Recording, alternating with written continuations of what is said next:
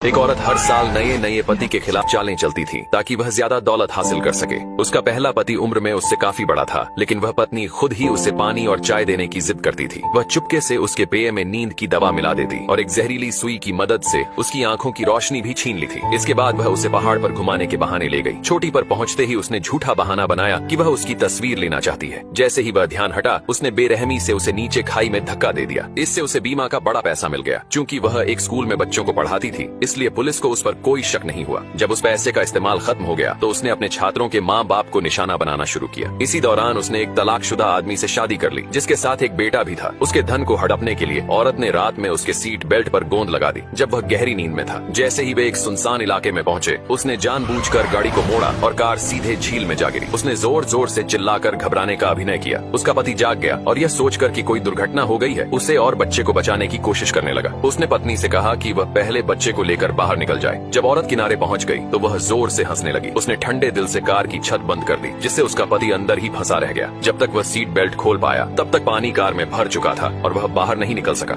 आखिर में वह वहीं डूब गया। उसके अंतिम संस्कार के दिन औरत बिना समय गंवाए दूसरे पुरुषों पर मुस्कुराने लगी। ये नजारा उसकी सास ने देख लिया। उन्हें तुरंत शक हो गया कि उसके बेटे की मौत के पीछे जरूर उसकी बहू का हाथ है। उन्होंने गुस्से में आकर बहू से सामना किया, लेकिन वह चुपचाप मासूम बनने का नाटक करती रही। कुछ ही समय बाद औरत ने अपनी सास पर केस कर दिया और सौतेले बेटे की कस्टडी मांगने लगी। बेटे की मौत से टूटी हुई वह बुजुर्ग महिला अब अपने पोते को भी खोने वाली थी। कोर्ट में वह अपना गुस्सा नहीं रोक सकी और खूब चीखी चिल्लाई, लेकिन औरत लगातार मासूम बनने का ढोंग करती रही। उसे लगा इससे वह अदालत में जीत जाएगी, लेकिन न्यायाधीश ग्वांगना को कुछ गड़बड़ महसूस हुआ। उन्होंने औरत का नाम एक शीशे में लिखा और उस नाम के साथ ही उसके सारे गुनाह सामने आ गए। असल में ग्वांगना कोई आम जज नहीं थी। वह नर्क से आई एक दैवीय न्यायाधीश थी, जो पापियों को उनके कर्मों का फल देने के लिए इस धरती पर भेजी गई थी। उसी रात ग्वांगना ने औरत को कॉल किया और बताया कि उसने उसके सभी जुर्मों के सबूत इकट्ठा कर लिए हैं और उसे उसी झील के पास बुलाया जहां उसने अपने पति की हत्या की थी। डर के मारे वह झील पर पहुंची, लेकिन वहां उसने जो देखा उससे उसका खून जम गया। झील के बीचों बीच से उसका मरा हुआ पति अपनी कार समेत उसकी ओर आता दिखाई दिया।